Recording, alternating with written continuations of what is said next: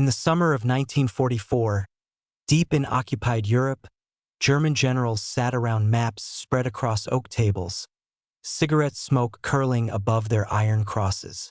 They laughed. The laughter was cold, confident, the kind of laughter born from experience and arrogance. They laughed at the Americans, at their machines, their soft soldiers, and especially at their logistics. To the German high command, the United States Army was a clumsy giant. Powerful, yes, but too dependent on fuel, food, and spare parts.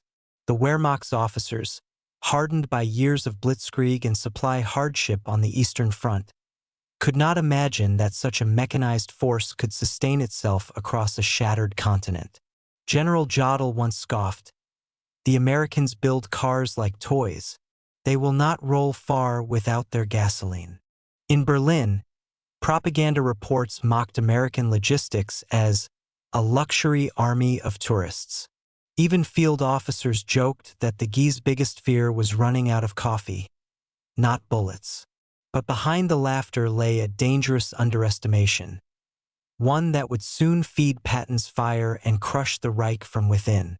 In June 1944, after the Normandy landings, the Allied armies had finally broken through Hitler's Atlantic Wall.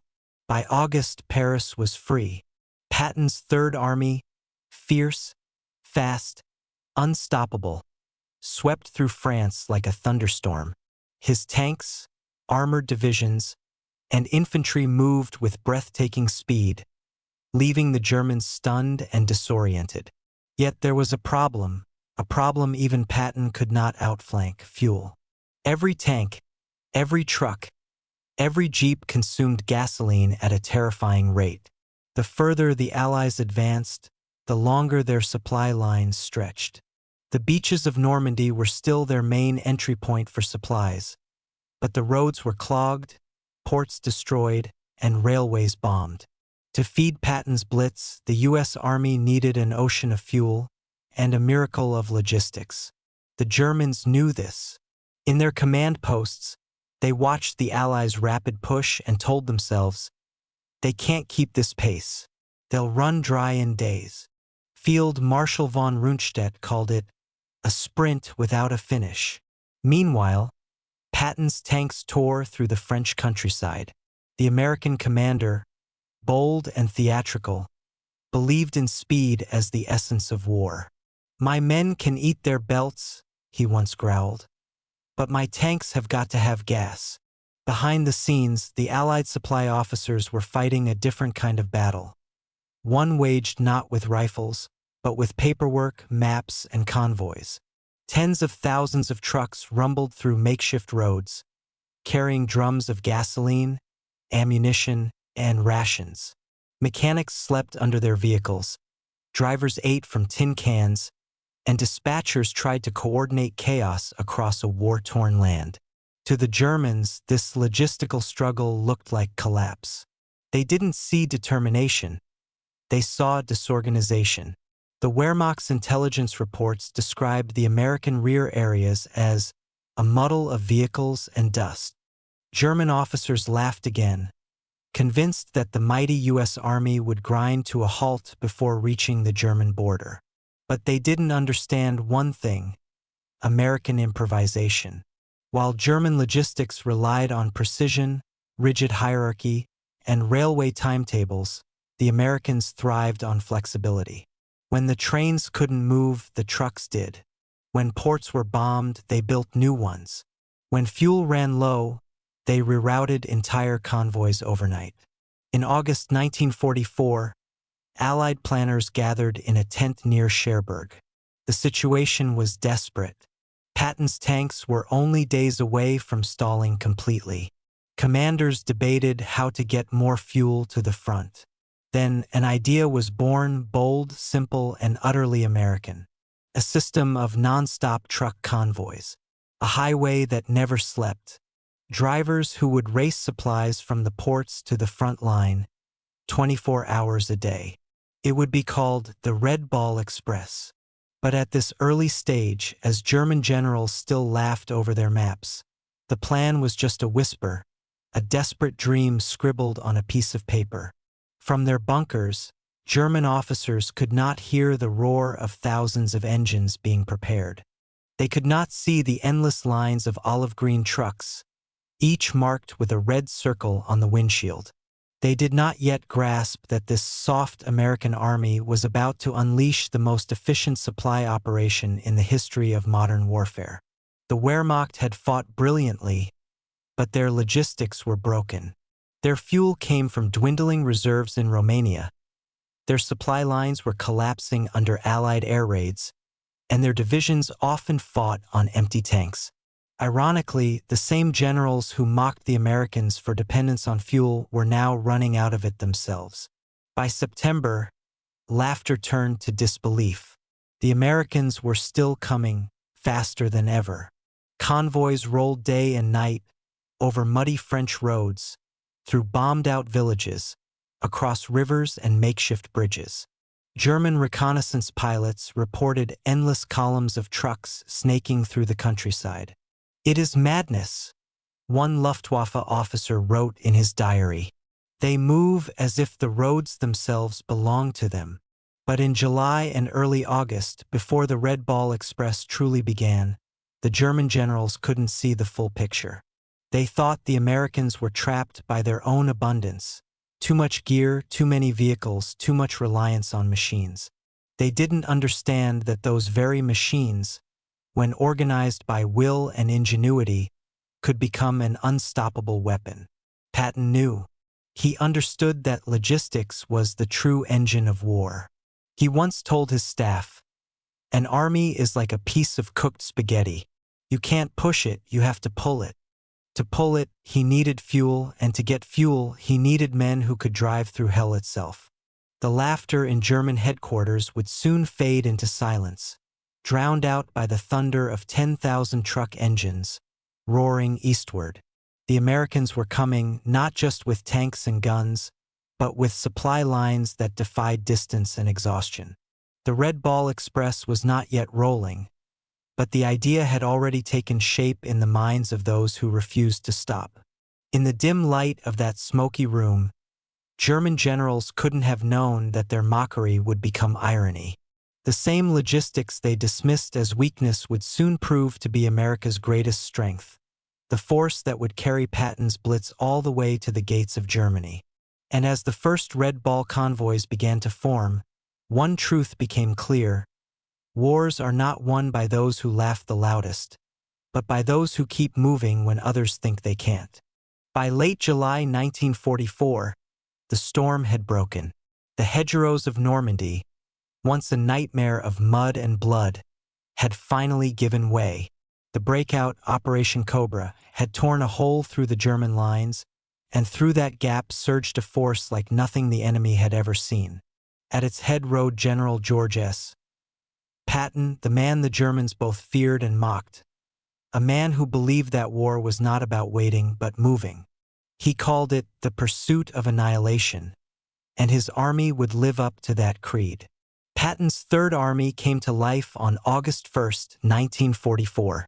Within hours, its armored columns began rolling south and east, sweeping across the French countryside at breathtaking speed.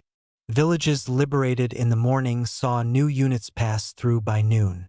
By nightfall, tanks and half-tracks were 50 miles ahead. For the German high command, this was unthinkable. American armor was supposed to move slowly, bound by supply lines and command delays. Instead, Patton's divisions were racing forward faster than any army in the West had ever moved. Witnesses described it as a rolling thunderstorm. The sound of hundreds of Sherman tanks, engines roaring, treads grinding on broken roads. Convoys of trucks filled with infantry, engineers, medics, and fuel, all driving with one direction in mind: east. The soldiers of the Third Army carried a special kind of energy. Many of them had trained under Patton in England, enduring his relentless discipline, his profanity, his perfectionism. They called him Old Blood and Guts. He demanded speed, aggression, and control all at once.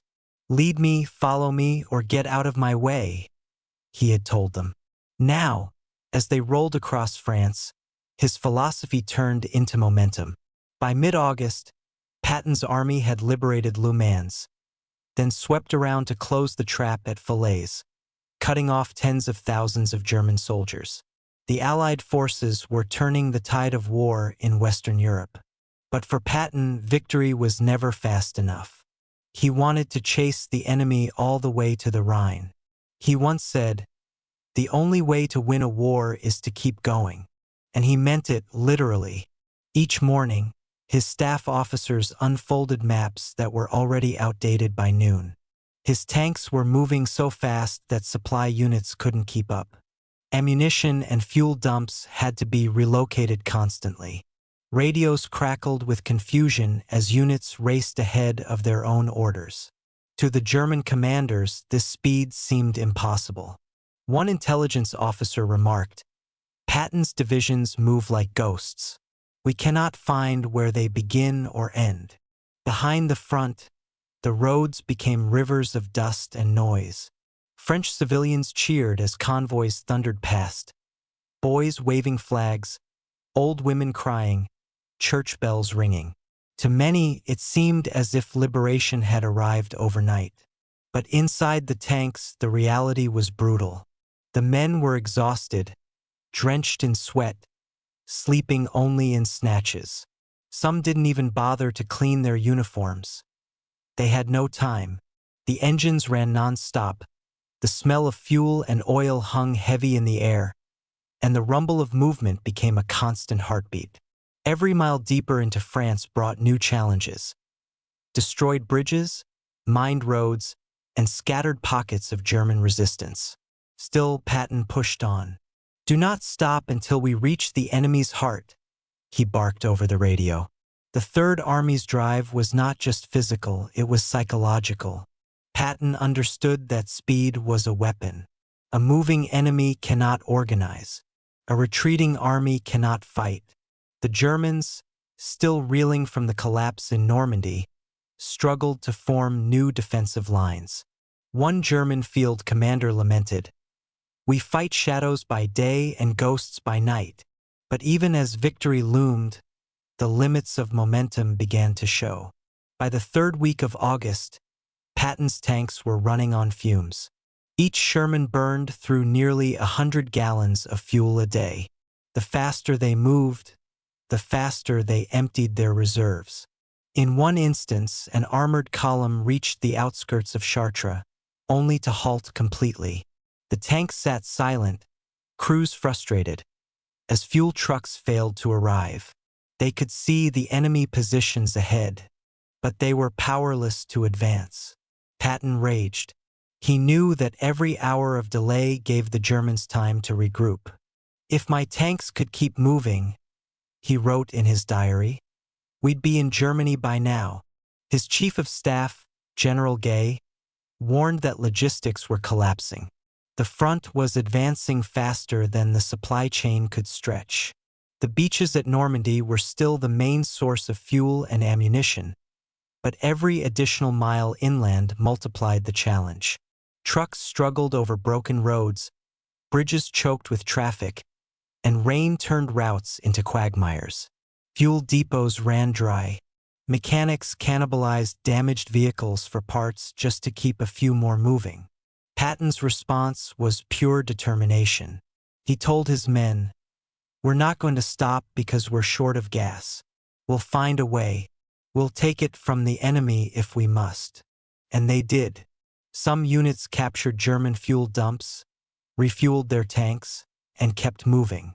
In one daring episode, American engineers rigged temporary fuel lines over bombed bridges using fire hoses.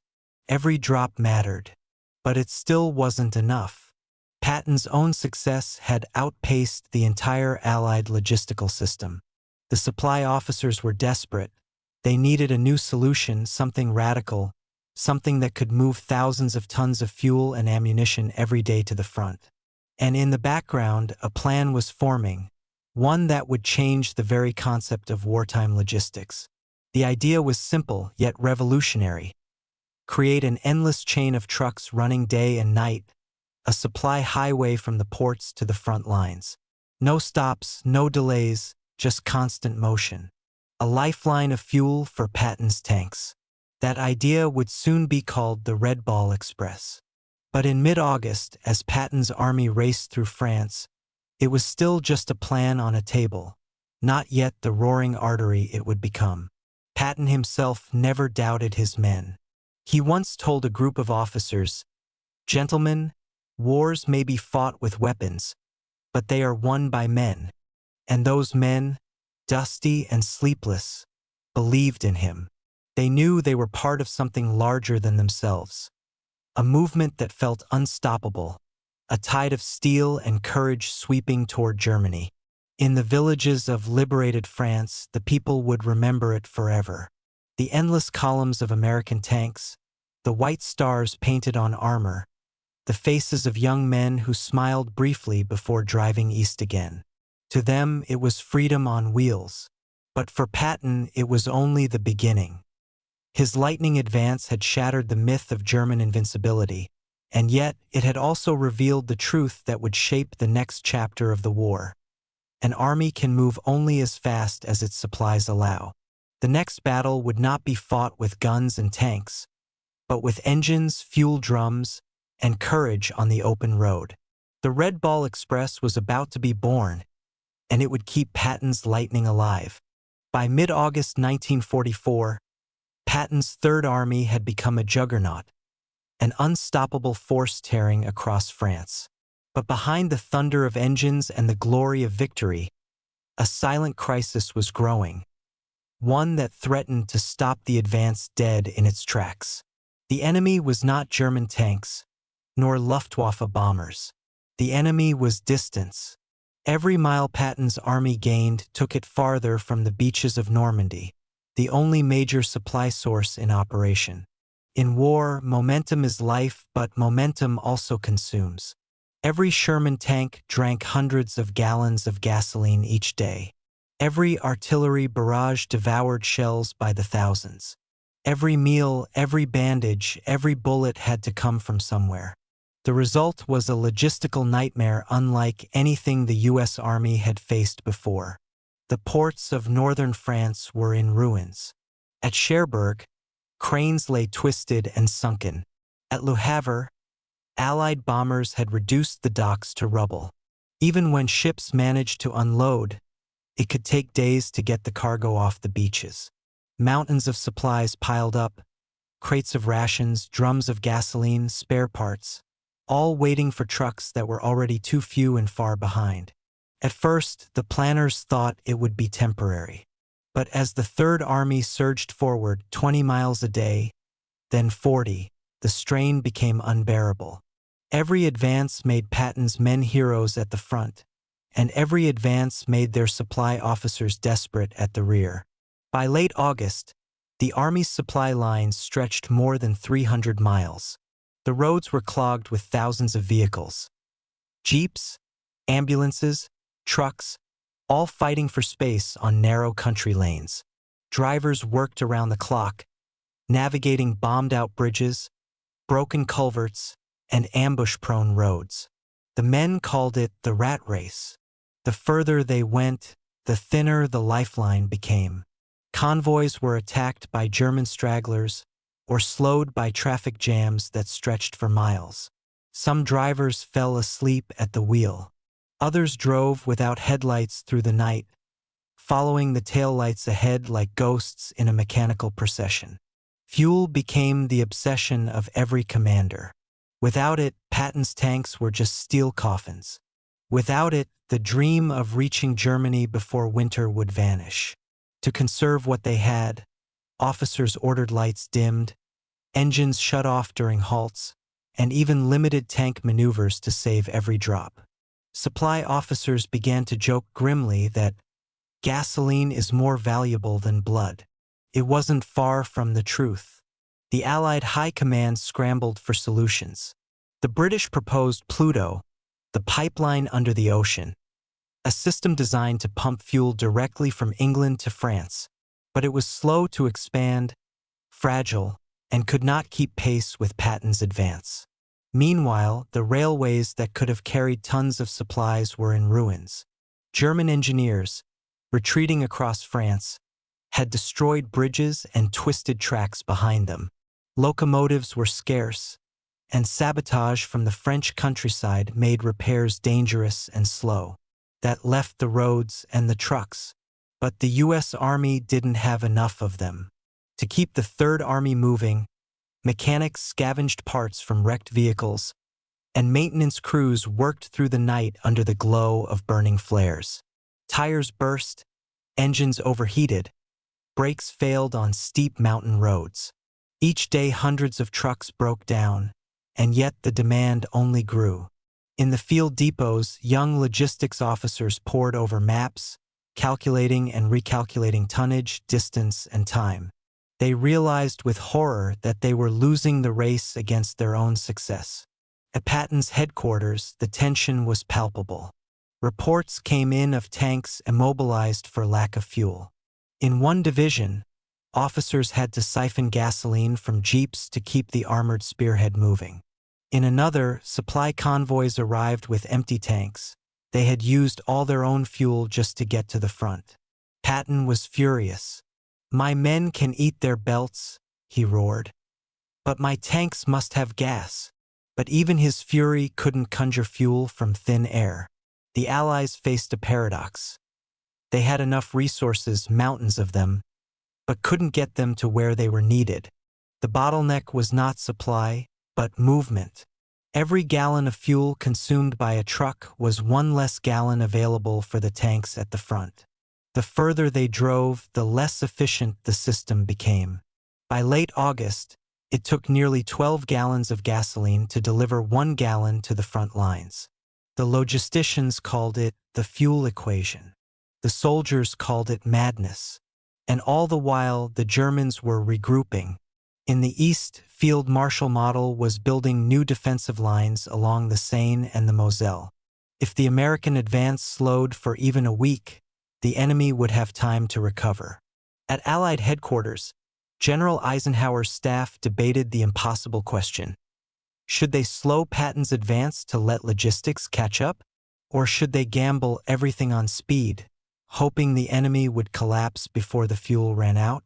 The answer would shape the rest of the war.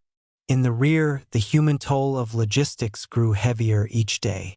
Drivers slept in their seats, their uniforms soaked with sweat. Mechanics lived on coffee and cigarettes, repairing engines with bleeding hands. Quartermasters watched warehouses empty faster than they could refill them. A sergeant with the 3,888th Quartermaster Truck Company later recalled, "We weren't heroes like the infantry, but we kept them alive. Every box we delivered meant they could fight one more day." Still, the system was collapsing. Patton's advance slowed to a crawl. Tanks sat idle, soldiers waited in frustration, and commanders cursed the endless delays. What had begun as a triumphant sprint across France now threatened to become a standstill. And then, out of desperation, came innovation. In early September, a new plan emerged from the chaos.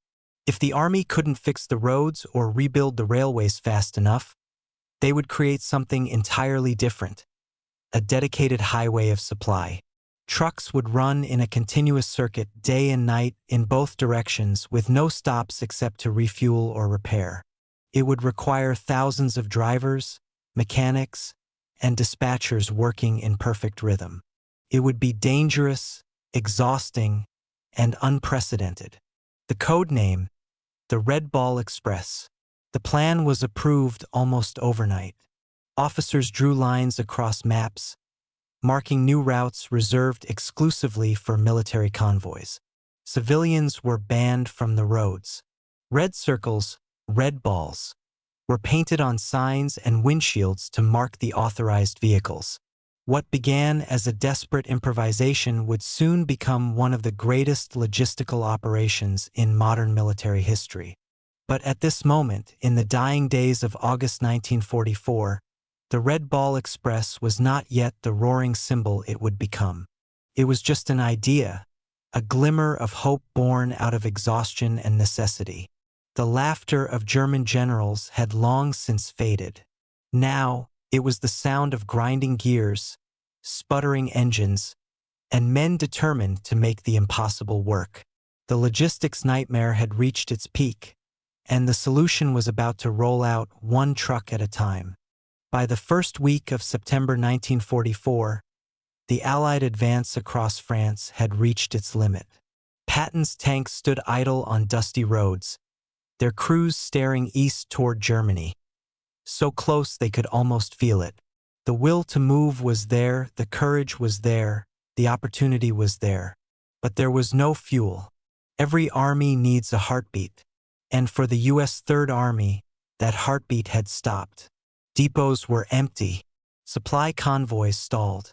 Entire divisions sat in silence, waiting for trucks that never came.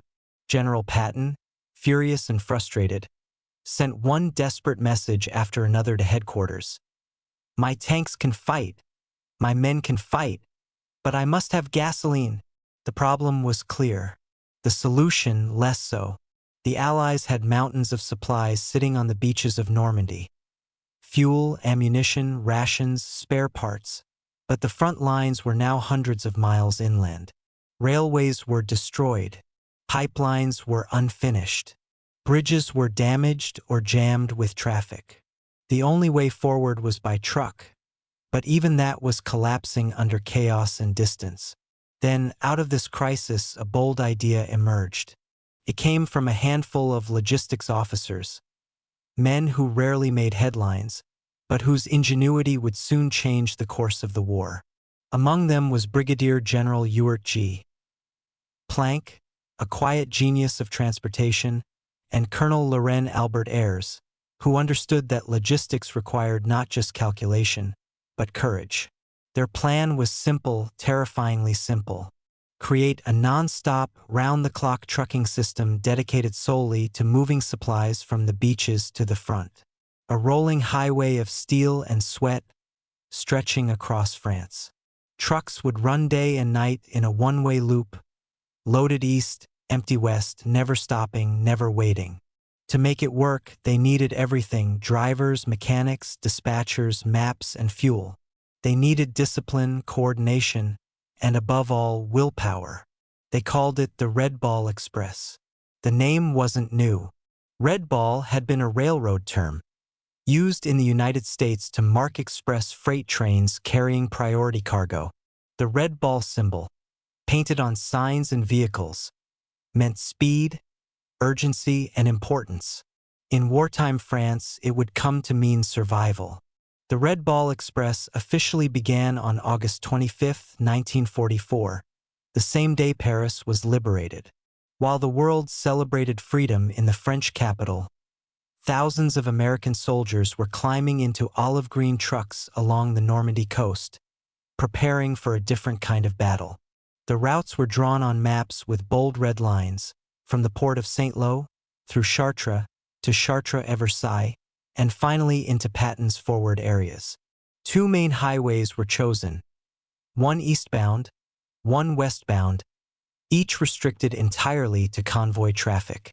Civilians were banned, and military police guarded intersections with strict orders. Red Ball trucks had the right of way, always. The system was brutal in its simplicity. Convoys moved in tight formations, headlights dimmed, driving day and night without rest. Trucks that broke down were pushed aside. Repairs happened on the roadside. There was no time to waste. Every minute lost meant a tank without fuel, a gun without shells, a soldier without rations. The men behind the wheel were mostly young and inexperienced, many barely 20 years old. Nearly 75% of them were African American soldiers, serving in segregated transportation units. The irony was not lost on them. At home, they were denied equal rights, but here in France, they were the ones keeping the Allied war machine alive. They called themselves the Red Ball Boys. They drove 2.5-ton trucks, the famous GMC Deuce and a half, packed with everything from gasoline drums to ammunition crates. Each truck carried its own small world. Grease-stained maps, Lucky Charms, letters from home, and the smell of fuel that never left their uniforms. The roads were rough, the days long, and the danger constant. German snipers and aircraft attacked convoys from the shadows. Rain turned the roads into rivers of mud. Trucks overturned on steep curves. Drivers often fell asleep at the wheel, steering by instinct, following only the faint red taillights ahead. One soldier later recalled, "We were scared to death most of the time, but we couldn't stop. Patton needed gas, and we were the ones bringing it." By early September, the Red Ball Express had grown into a monster of motion. More than 6,000 trucks thundered down the highways each day, hauling up to 12,000 tons of supplies. The convoys stretched for miles, so long that the lead vehicles could reach the front before the last had even left the port. Each route was marked by red circles, painted on signs, posts, and windshields, symbols of urgency. Mechanics worked in roadside repair yards called graveyards, filled with wrecked and scavenged trucks. Dispatchers used field telephones and maps to direct traffic like air controllers guiding aircraft. And through it all, the drivers kept going. They sang to stay awake, shared cigarettes, and joked about outrunning their own shadows. But beneath the humor was exhaustion and pride. They knew they were doing something extraordinary. The Red Ball Express didn't just move supplies. It moved morale, kept Patton's Third Army alive, pushing east again, roaring back into motion. Tanks refueled, artillery fired, the advance resumed. When Patton learned of the Red Ball's success, he sent his personal thanks to the Quartermaster Corps. "Without your trucks," he said, "we'd be dead in the water." The statistics were staggering. In just 82 days of operation, the Red Ball Express delivered over 400,000 tons of supplies, an achievement unmatched in history at that time. But the numbers tell only part of the story. The real story was human, the drivers who fought fatigue, rain, and fear to deliver what others could not. The men who turned logistics into warfare. They were not soldiers in the traditional sense. They didn't storm beaches or capture towns. But every victory, every mile gained, depended on them. Behind the glory of Patton's lightning advance stood an army of drivers who never fired a shot but won battles all the same. In the autumn rain, as convoys roared east through the French countryside, villagers would stand by the roadside, waving and cheering. Children chased the trucks, calling out, "Vive l'Amérique!" Women handed out apples and bread. To them, the Red Ball drivers were heroes, the lifeline of liberation. By late September, as Allied forces closed in on the German border, the Red Ball Express had become a legend. Its convoys were the arteries of victory, pumping life into the front lines. It wasn't glamorous. It wasn't easy, but it was unstoppable. The birth of the Red Ball Express had turned a logistical disaster into a triumph of ingenuity and courage. It proved that war is not only won by those who fire the guns, but by those who deliver the fuel to keep them firing. And as those trucks rolled on through the night, red taillights glowing through dust and rain, they carried more than supplies. They carried the spirit of a nation that refused to stop. The Red Ball Express was born, and the war would never move the same way again. When the Red Ball Express began to roll, it was more than a supply line. It was a lifeline, carried by men whose names history almost forgot. They were the drivers, mechanics, and dispatchers of the Red Ball, the unsung heroes behind the wheel. They didn't wear medals. They didn't stand on parade grounds. But every tank that moved, every shell that fired, every army that advanced owed its strength to them. And most of those men were African American soldiers. In 1944, the U.S. Army was still segregated. Black soldiers were often relegated to service units. Cooks, laborers, truck drivers, jobs far from the front lines. Yet, in the Red Ball Express, those very men became the heartbeat of Patton's advance. More than 75% of all Red Ball drivers were black. They came from Harlem and Chicago, from Alabama and Mississippi, from small towns and big cities across America. Many had never left their hometowns before the war. Now they found themselves driving convoys across war-torn France, through bombed-out villages and endless mud. They called themselves the Red Ballers. Others called them the Road Kings. Their job was simple on paper: get supplies from the ports to the front. But on the road, nothing was simple. They drove GMC deuce-and-a-half trucks, rugged 2.5-ton beasts that roared, rattled, and shook across every inch of France. They carried fuel, ammunition, rations, spare parts, sometimes even wounded soldiers on the way back. Their trucks were heavy, their routes dangerous, and their hours endless.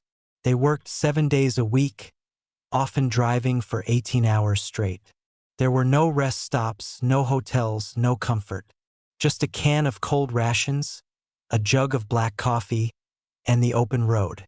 The drivers followed 2 main rules: never stop, never turn back. The roads were perilous, narrow, twisting, and often mined. Rain turned them into rivers of mud. Trucks skidded, engines failed, tires burst. Some drivers were killed by snipers. Others were hit by German aircraft that strafed the convoys. Yet the drivers kept going. Private Andrew Evans, a 21-year-old from Georgia, once drove for 36 hours without sleep. His convoy was hit by Luftwaffe fighters. 2 trucks went up in flames. Evans refused to stop. He drove his truck, tires shredded, windshield cracked, all the way to the depot, unloaded, and then volunteered for another run. "I just thought," he later said, "if I don't get this gas there, somebody dies." That was enough. The Red Ball drivers lived with that understanding every day. They weren't fighting face to face with the enemy, but their mission was just as dangerous. To stay awake, they sang gospel, blues, swing tunes from home. Some named their trucks Betsy, Sweet Georgia, Killer Diller. Others painted pinups or slogans on the doors. No sleep till victory, keep 'em rolling, straight to Berlin. The camaraderie among the men was powerful. On the road, rank mattered less than rhythm. A good driver could spot trouble before it happened.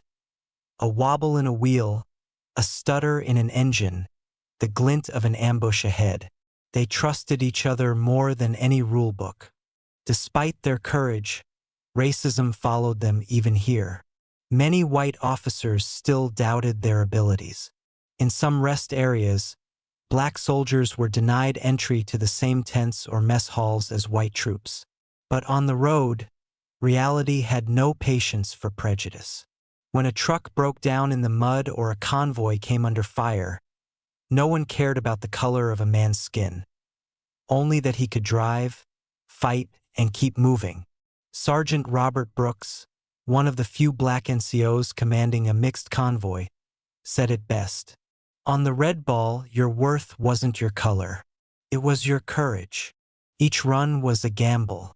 The Red Ball Express operated 24 hours a day, and the convoys rarely traveled with headlights. Drivers followed the faint red tail light of the truck ahead, a glowing dot in the dark. Lose sight of it, and you risked losing the road entirely. Sleep was the real enemy. Men chewed coffee grounds, smoked constantly, slapped their own faces to stay awake. Some tied strings to their wrists and steering wheels so that if they nodded off, the sudden tug would wake them. The trucks carried 55-gallon drums of gasoline, rolling bombs on wheels. One spark, one bullet could turn a convoy into an inferno. And yet they kept rolling. Every day, more than 6,000 trucks moved supplies along the Red Ball routes. Together, they delivered over 12,000 tons of fuel, ammunition, and food to the front lines. The work never stopped. When one convoy returned to the coast, another was already forming. Mechanics repaired engines under makeshift tarps, lit by lanterns and flashlights. Dispatchers tracked hundreds of vehicles on hand-drawn maps, their pencils worn to stubs. They were inventing modern logistics as they went, and no one had trained them for it. The soldiers themselves began to improvise. They built repair stations out of wrecked vehicles. They created their own communication signals. When radios failed, they used flashlight blinks, horn patterns, or even hand gestures. The Red Ball Express became a living machine, self-organizing, adaptive, unstoppable. And at its core were the men behind the wheel. By October 1944, the Red Ball Express had achieved the impossible. It had delivered over 400,000 tons of supplies, enough to keep the entire Allied front alive. Patton's tanks roared back to life, his artillery thundered again, and the offensive pushed toward Germany. When the general heard of the driver's sacrifices, he was moved. "Without your trucks," he said, "we'd have stopped cold. You boys have done more for the war than you'll ever know." But for many of the men, recognition came too late or not at all. When the war ended, they returned to a country that still saw them as second-class citizens. The headlines praised generals and tank crews, but few mentioned the truck drivers who made victory possible. Still, among themselves, they knew the truth. They had faced exhaustion, racism, and death, and they had won. They had proven that courage doesn't wear a uniform or hold a rifle. Sometimes it sits behind a steering wheel, eyes fixed on the dark road ahead. Years later, one veteran of the Red Ball Express summed it up with quiet pride. "We didn't make history books, but we made history move. Through rain and mud, through fear and fatigue, the heroes behind the wheel carried more than fuel and ammunition. They carried hope." And as their trucks rolled east, engines roaring through the night, they kept alive the beating heart of freedom itself. By early September 1944, the Allied armies stood on the edge of a miracle and a crisis. After breaking out of Normandy, they had swept across France faster than anyone thought possible. German resistance had crumbled, Paris was liberated, and Patton's Third Army was driving east like a thunderstorm on wheels.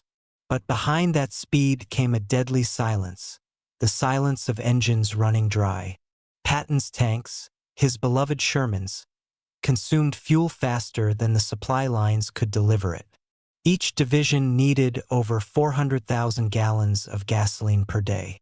The further they advanced, the longer the supply route stretched, hundreds of miles of broken French roads, clogged bridges, and scattered depots.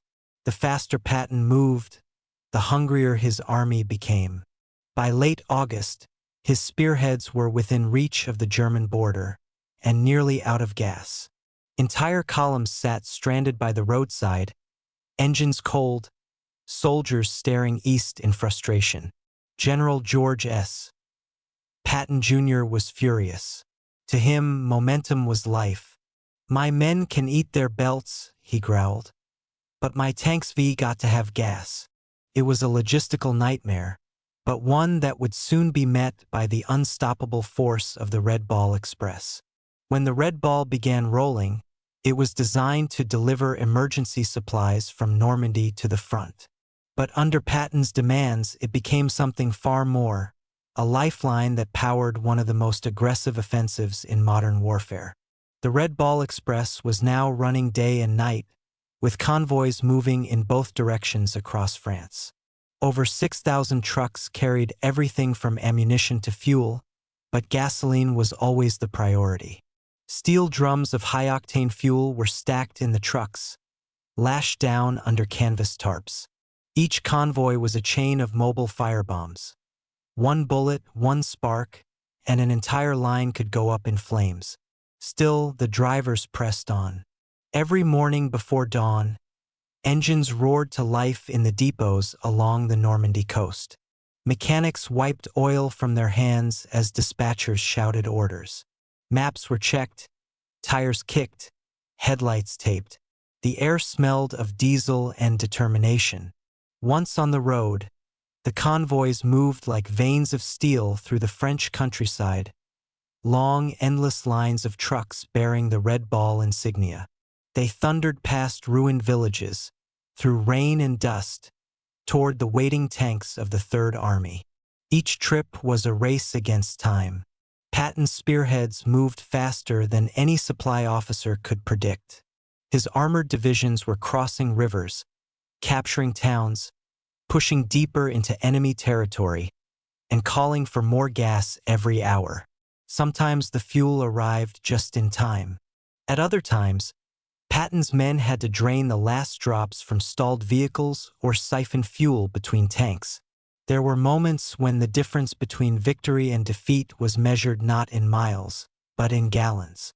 In one famous episode, during the race toward the Seine River, Patton's tanks ran perilously low. Red Ball drivers risked everything, driving under artillery fire to deliver fuel directly to the front. When the convoys arrived, soldiers cheered as drums were rolled off the trucks, hoses attached, and engines roared back to life. The advance continued, fueled by courage as much as gasoline. For the Red Ball drivers, it was grueling, dangerous work. They slept in their trucks, ate cold rations, and drove for days without rest. The roads were jammed, visibility was poor, and enemy aircraft still prowled the skies. Some convoys were bombed, others ambushed, but nothing stopped them. Private James Red Parks, one of the drivers, later recalled, "When we heard Patton's tanks had stopped, we didn't wait for orders. We just went. We knew what we carried meant life or death out there." The Red Ball Express became the bloodstream of Patton's army. Every division, every platoon depended on it.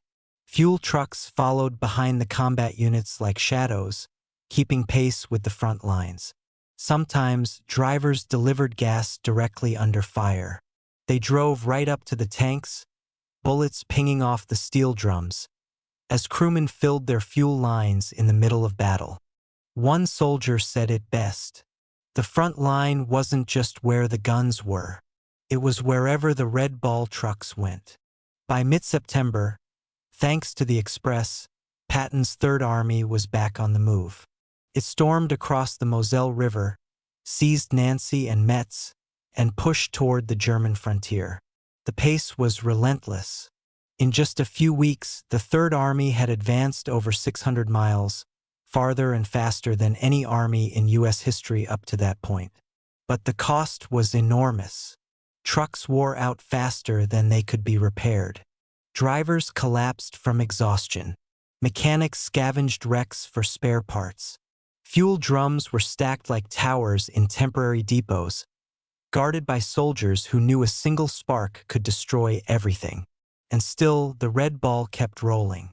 Each night, under the dim glow of blackout lamps, dispatchers updated maps showing the convoy's progress. Lines of red ink traced across France like arteries feeding a giant heart. From the ports at Cherbourg and Saint-Lô, through Chartres and Verdun to the roaring front, the flow of supply never stopped. Patton himself understood the miracle. He visited the Red Ball depots, shaking hands with the grease-stained drivers and mechanics. He called them the fightingest sons of bitches in this army. The Red Ball men laughed, but they knew it was true. Their battlefield was the open road, and their weapon was endurance. By the end of September, the Red Ball Express had delivered more than 12 million gallons of gasoline, enough to keep Patton's tanks moving, his guns firing, and his dream of a swift victory alive. But even as success shone brightly, the strain began to show. Trucks broke down faster than they could be replaced. Drivers were stretched to their limits. Some called the Red Ball a miracle, others a madness. Still, no one stopped. For 82 days, the Red Ball Express never slept. Over 23,000 men kept the wheels turning. Many of them African-American soldiers who proved their courage on every mile of that dangerous road. When the routes finally shut down in November 1944, the system had delivered more than 400,000 tons of supplies, most of it fuel, the blood of Patton's Blitz. Historians would later call it one of the greatest logistical achievements in military history. But for the men who lived it, it was something simpler, a job that had to be done and done fast. In the words of one driver, "We weren't heroes, we were haulers, but what we hauled kept freedom rolling." And as Patton's tanks thundered east, smashing through the German lines, it was the steady hum of truck engines behind them that made the Blitz possible. The Red Ball Express had done more than fuel an army. It had powered a legend. By the autumn of 1944, the Red Ball Express had already proven what courage and willpower could achieve. But as Patton's armored columns thundered toward the German border, the challenge that lay ahead was not just one of distance. It was one of engineering. France's roads, bridges, and railways lay shattered from years of war. Every retreating German unit had blown up what they couldn't defend. Bridges collapsed into rivers, roads cratered by explosives, rail tracks twisted into useless scrap. To keep the Red Ball rolling, the U.S. Army engineers had to rebuild a nation on the move. They called it combat engineering, the art of building under fire, of turning chaos into order while the front lines advanced. It wasn't glamorous. It wasn't celebrated. But without it, the Red Ball Express and the Allied war effort would have ground to a halt. The War of Roads, the U.S. Army Corps of Engineers, along with the Transportation Corps and thousands of logistics troops, became an invisible army of builders. They worked around the clock, often in the shadow of artillery fire, to carve new highways out of the wreckage of old France. Each morning began the same way, with the rumble of bulldozers, the clang of shovels, and the roar of diesel engines. Dust and smoke filled the air. Soldiers in mud-stained uniforms laid gravel, poured asphalt, and dragged fallen trees off the roads. What they couldn't repair, they rebuilt from scratch. Temporary bridges were thrown across rivers using Bailey Bridge kits, ingenious prefabricated steel structures that could be assembled by hand in a matter of hours. A single Bailey Bridge could carry the weight of Patton's heaviest tanks and hundreds of Red Ball trucks a day. Within weeks, engineers had rebuilt hundreds of bridges across northern France. Every mile opened meant another lifeline for fuel and ammunition, another artery feeding the advance toward Germany. They called their network the Miracle Roads. But miracles didn't come easily. Rain turned dirt roads into swamps. Trucks sank up to their axles. In the cold mornings of October, frost made the ground as slick as glass. Convoys stalled, tires shredded, and drivers cursed as they pushed through the mud. The engineers were never far behind. When a truck got stuck, they hauled it out. When a bridge collapsed, they built a new one. When fuel depots ran dry, they laid temporary pipelines, long steel snakes running across fields and under roads, pumping fuel straight to the front. The entire system became a living organism, part human, part machine. The pipeline to victory. One of the greatest engineering feats of the war was the PLUTO project, Pipeline Under the Ocean. Originally designed to pump fuel across the English Channel, it was later extended inland, feeding depots that supplied the Red Ball Express. From Normandy, the engineers extended those pipelines deeper into France, connecting refueling points and depots like veins in a body. Gasoline flowed not in barrels but through underground steel lines, delivered to temporary pump stations guarded by armed soldiers. It was fast, efficient, and essential. Each day, those pipelines moved thousands of gallons of precious fuel closer to Patton's tanks, reducing the load on the already overworked Red Ball convoys. Still, the roads remained the backbone, and the engineers remained the muscle. Men of steel and sweat. The men who kept the system alive were young, inventive, and utterly relentless. They came from all walks of life: farmhands, mechanics, miners, construction workers. now wearing the olive drab of the U.S. Army engineers. They lived on coffee, cigarettes, and adrenaline. Sergeant William Bill Harper, a bridge foreman from Kansas, later recalled, "We'd work 18 hours straight, laying a bridge across a river under shellfire. We didn't think about the noise. We just thought, those trucks need to get through." Sometimes their work meant building entire roads from scratch through forests or farmlands. They used bulldozers, graders, and dynamite to cut through terrain that had never known a vehicle. At night, headlights were banned to avoid attracting enemy aircraft. So they worked under moonlight or with covered lanterns, shadows moving across the mud like ghosts. When it rained, and it often did, the roads turned to rivers. Engineers laid crushed stone and steel matting called Marston mats, originally designed for airstrips to stabilize the roads. It wasn't pretty, but it worked. The Red Ball convoys could roll again. Railways and the silent workforce. As the front moved east, engineers also turned their attention to the railroads. Every mile of repaired track meant fewer trucks and fewer gallons of gasoline burned hauling supplies. Railway engineers rebuilt bridges, replaced rails, and restored locomotives that the Germans had tried to destroy. By October, trains were once again running from the Normandy ports to forward depots. But the real marvel was how quickly it all came together. What took the French years to build before the war, the Allies rebuilt in weeks, sometimes days. Much of this labor came from black engineer battalions, German POWs, and French civilians, working side by side under Allied supervision. Language barriers disappeared under the sound of hammering steel. Everyone knew the mission: keep the supplies moving. The command of chaos.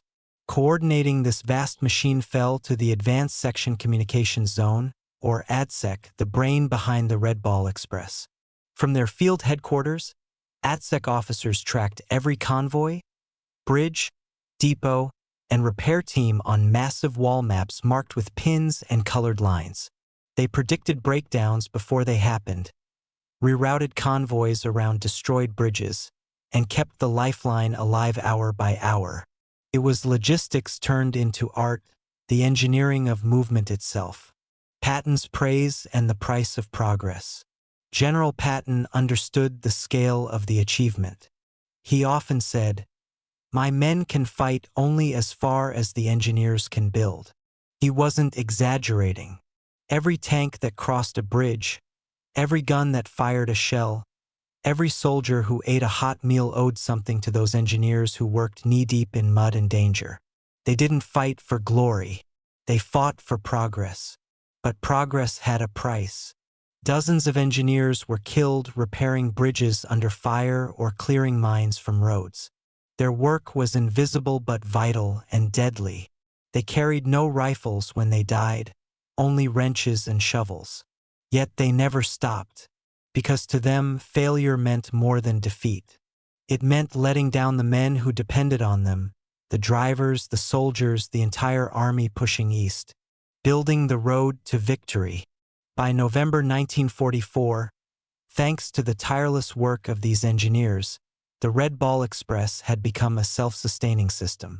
Fuel pipelines, repair depots, bridges, and roads stretched like veins across France. The impossible had been engineered piece by piece, mile by mile, bridge by bridge. When the snow began to fall, and the Allies prepared for the final push into Germany, the roads they traveled were the product of that invisible army of builders. One young lieutenant wrote home, "You don't win wars with bullets alone. You win them with bulldozers, bridges, and men who refuse to quit." He was right. The engineers of the Red Ball Express had done the impossible. They had rebuilt a nation so that freedom could roll forward 1 mile at a time. By late November 1944, Europe was drowning in cold. The autumn rains had turned the roads of France into rivers of mud, and winter came early, hard, and cruel. The Red Ball Express, the lifeline that had fueled Patton's blitz, was slowing. Engines froze, fuel lines clogged, and drivers fought exhaustion as snow fell on convoys that had once roared with unstoppable rhythm. The roads that engineers had carved across France now lay buried beneath ice and sleet. The war that once seemed nearly won had changed. The tide was turning, and not entirely in the Allies' favor. The advance stalls. By December, the Allied advance had stretched its limits.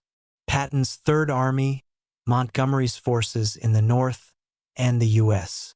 First Army all faced the same enemy: distance.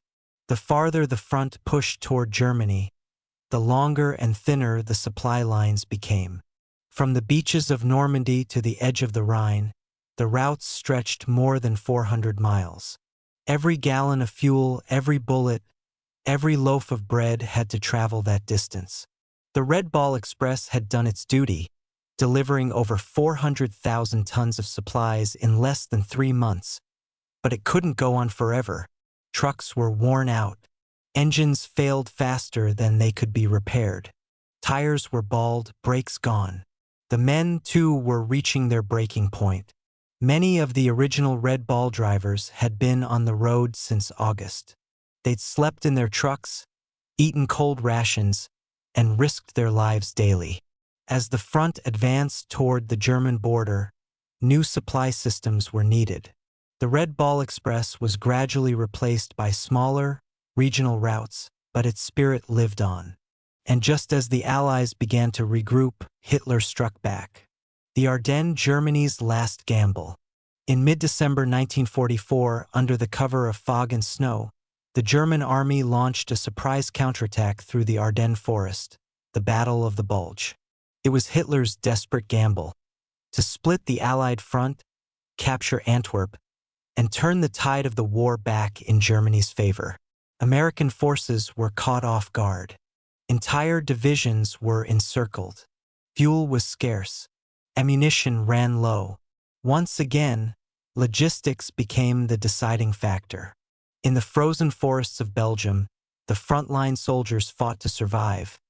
But behind them, the supply men, the drivers, and the engineers fought their own battle. The battle to keep them supplied. Trucks that had once rolled through the warm fields of France now crawled through snow-choked mountain roads, their engines sputtering in the cold. Ice-coated windshields, snow-buried entire convoys. Yet the drivers kept going. They carried fuel, rations, and medical supplies to the besieged troops at Bastogne, where the 101st Airborne Division held out against overwhelming odds. The Red Ball veterans, men who had driven through the summer heat and enemy fire, were called back into action. Their experience on France's chaotic roads now became vital in navigating the frozen hell of the Ardennes. One driver, Private Eddie Carter, remembered it vividly. The snow came down so thick you could barely see the truck in front of you. We just followed the taillights, red dots in a white world, and prayed we were heading the right way. Fuel was life. Without it, Patton's tanks could not move. Without it, Bastogne would fall. Patton's race to Bastogne. In December 1944, Patton's Third Army was ordered to pivot north, an extraordinary maneuver. In just 48 hours, he turned his entire army 90 degrees and launched a counterattack toward Bastogne. But he could only move as fast as his supplies could follow. And once again, the men behind the wheel, the truck drivers, the mechanics, the engineers, made the impossible possible. Convoys raced through snow and ice, engines howling, headlights dimmed. Mechanics worked in the freezing cold to keep trucks running. Fuel depots burned night and day, filling drums as fast as they could be loaded. Patton's advance became a miracle of logistics. His tanks cut through the snow and reached Bastogne on December 26th, breaking the German siege. The men inside, cold, hungry, and surrounded, were saved. The Red Ball spirit had done it again. The hidden heroes of winter. The Battle of the Bulge was the largest battle fought by the U.S. Army in World War II. It was also one of the coldest, deadliest winters in modern military history. The heroism of frontline soldiers is well known. But behind them, the supply troops, engineers, and drivers fought a quieter, relentless war. One against the elements, time, and exhaustion. Truck convoys moved day and night through freezing fog. Tires lost traction on ice. Engines froze solid overnight. Drivers lit fires under engines just to thaw them enough to start. Some men died not from bullets but from frostbite, exposure, or exhaustion. Yet the lifeline never broke. The logistics network adapted. Smaller, more flexible routes replaced the massive red ball highways. The pipelines built earlier in the year were extended to pump fuel closer to the front. Engineers cleared mines, repaired bridges, and built makeshift shelters for stranded vehicles. By January 1945, as the weather cleared and the German offensive failed, the tide of war finally turned for good. The road to the Rhine. After the Battle of the Bulge, the Allied advance resumed, cautious, steady, unstoppable. The lessons learned from the Red Ball Express became the blueprint for a new generation of supply operations. Fuel moved through pipelines, ammunition by rail, and rations by smaller regional truck routes. Each army now had its own logistics system modeled after the Red Ball's efficiency and discipline. Engineers kept the routes open. Mechanics rebuilt what broke. Drivers carried the lifeblood of victory to every corner of the front.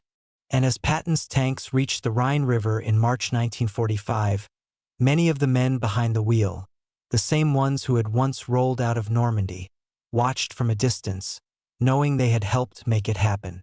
They had turned an army of steel into a living, breathing force of motion.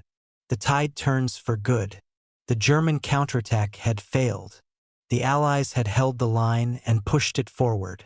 The turning tide was not just the result of battlefield courage, but of logistical brilliance and endurance. The Red Ball Express had proven something powerful. That wars are not only won by those who fight at the front, but by those who make sure the fighters can keep fighting. As one logistics officer said at the war's end, the rifleman may win the ground, but the truck driver wins the war. The men of the Red Ball Express had built more than a supply route. They had built a legacy of ingenuity and determination that carried the Allies from the beaches of Normandy to the heart of Germany.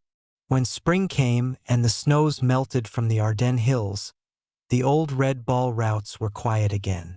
The signs came down, the convoys stopped rolling, but their story, the story of endurance, engineering, and courage, had become part of history. The tide had turned.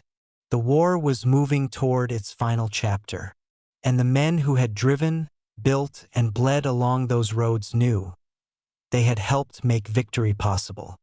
When the guns finally fell silent in Europe in May 1945, the soldiers of the Allied armies began their long journey home.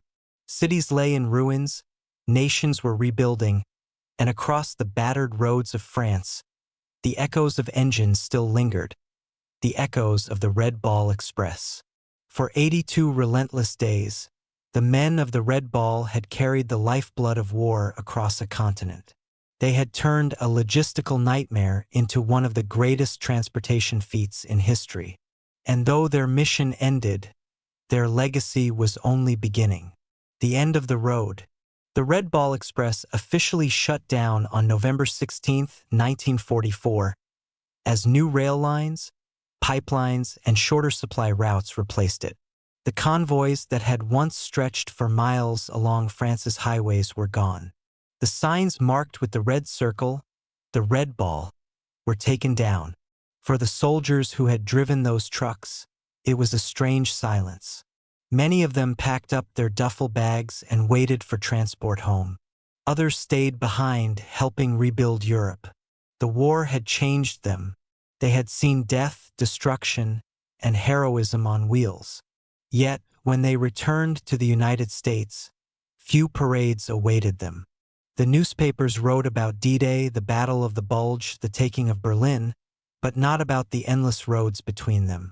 The Red Ball Express faded quietly into the background of history, remembered only by those who had lived it.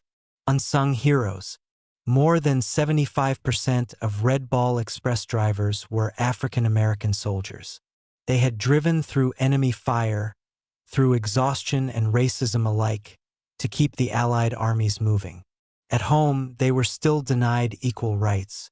In many towns, the same men who had kept Patton's tanks fueled could not sit in the same restaurants or vote freely. Yet in France, they had been seen as heroes.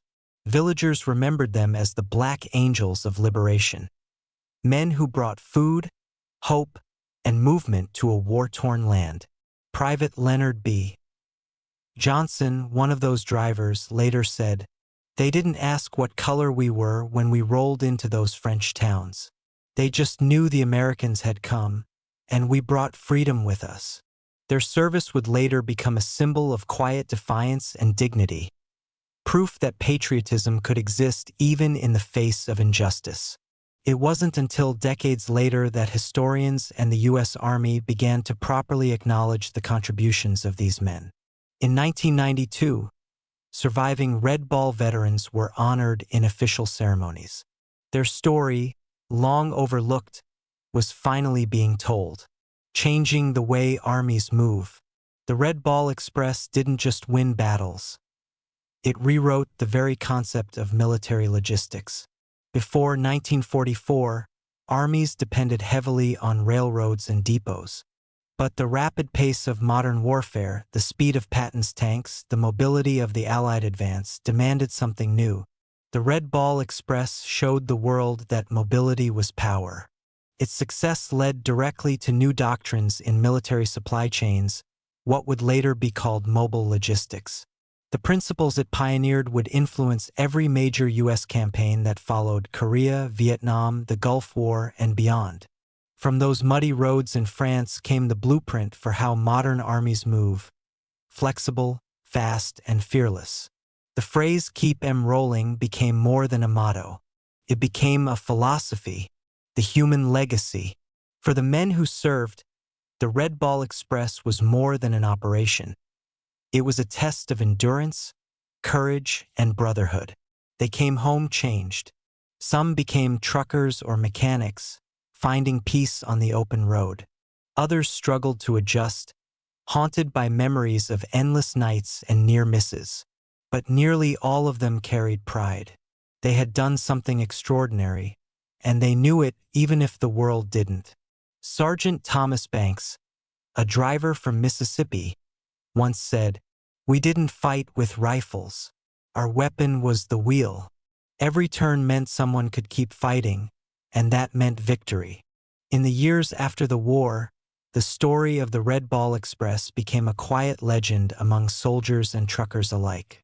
The name itself entered the American lexicon, shorthand for speed, efficiency, and determination.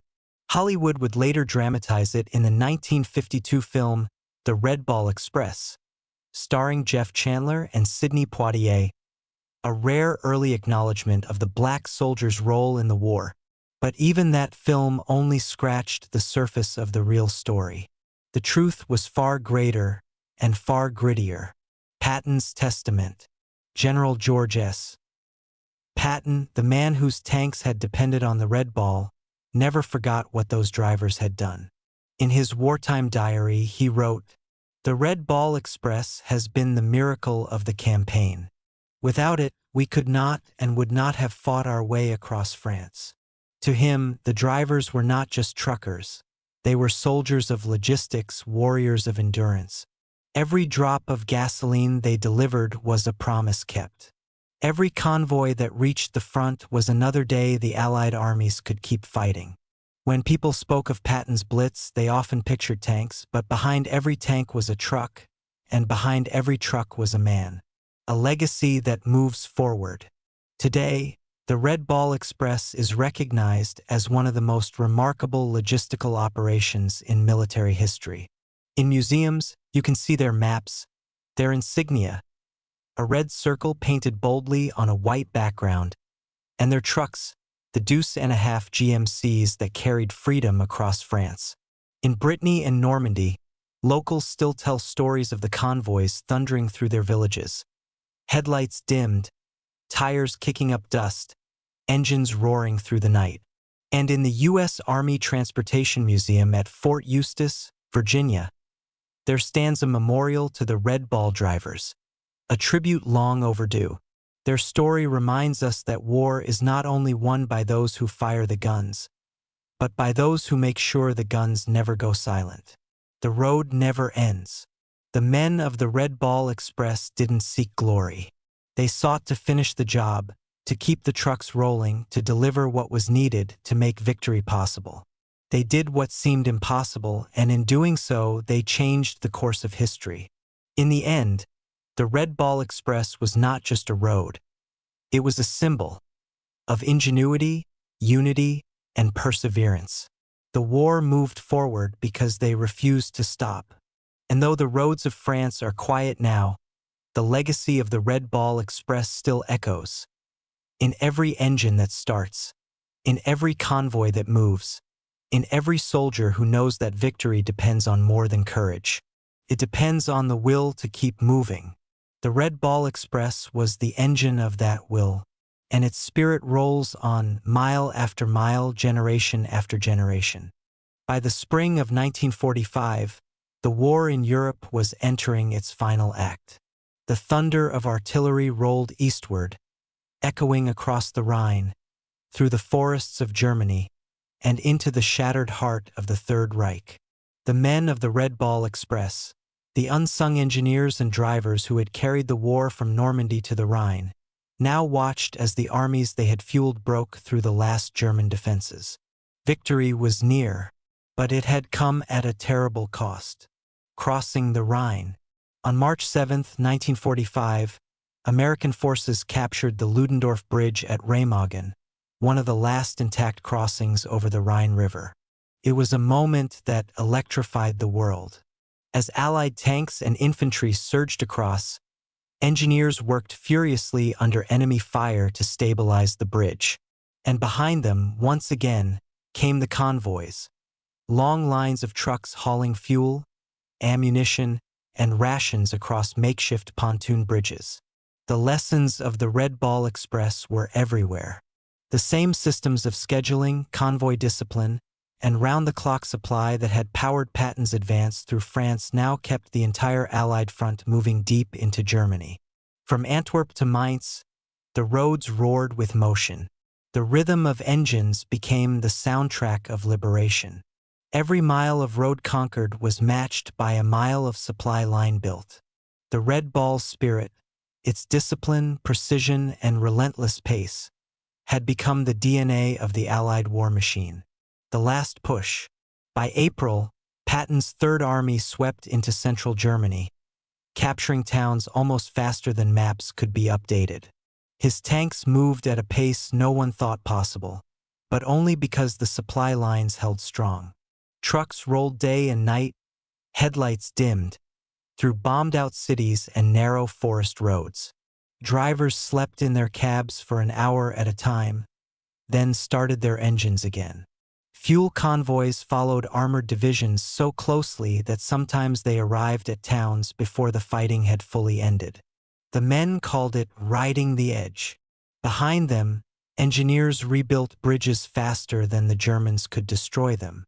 Mechanics worked without rest, stripping wrecked vehicles for parts, keeping the wheels of victory turning. The closer the Allies came to Berlin, the more the war depended on this invisible network of movement, a living, breathing artery stretching from Normandy to the heart of Europe. The human toll.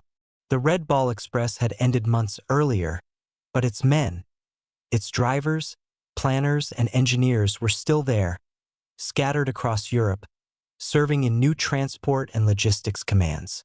They had moved millions of gallons of fuel, hundreds of thousands of tons of ammunition, and countless lives toward victory.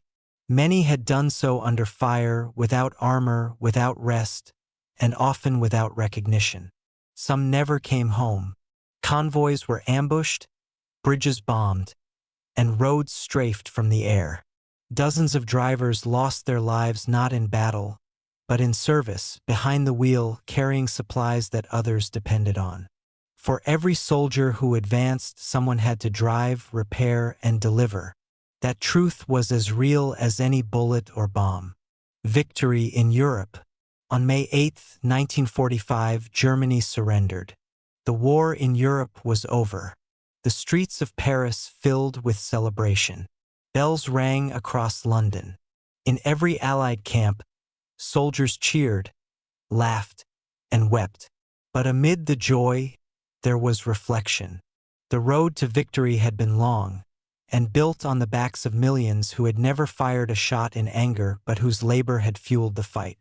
In the motor pools and depots of France and Belgium, drivers parked their trucks for the last time.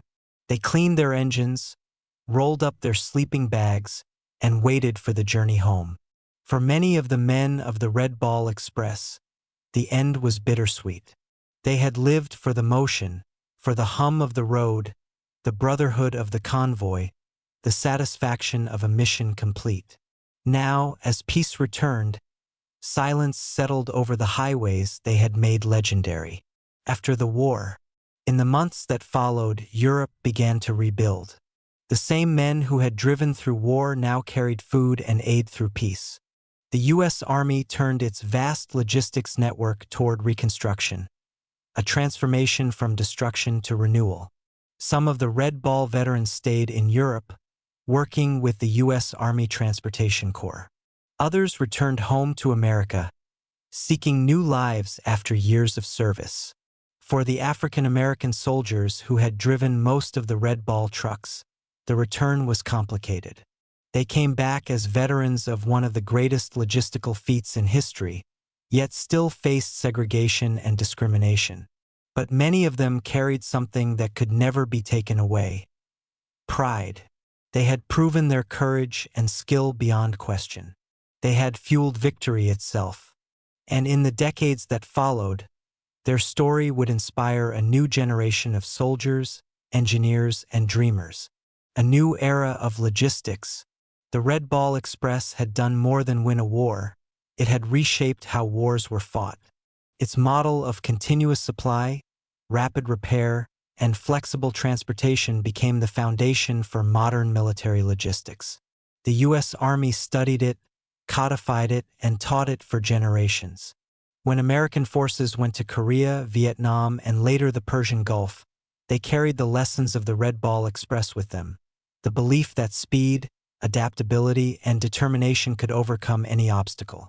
Even in peacetime, its influence endured. Every supply chain, every convoy, every logistical network in the modern military bore traces of the Red Ball's legacy. The spirit of "keep 'em rolling" had become a cornerstone of American strength. The memory lives on.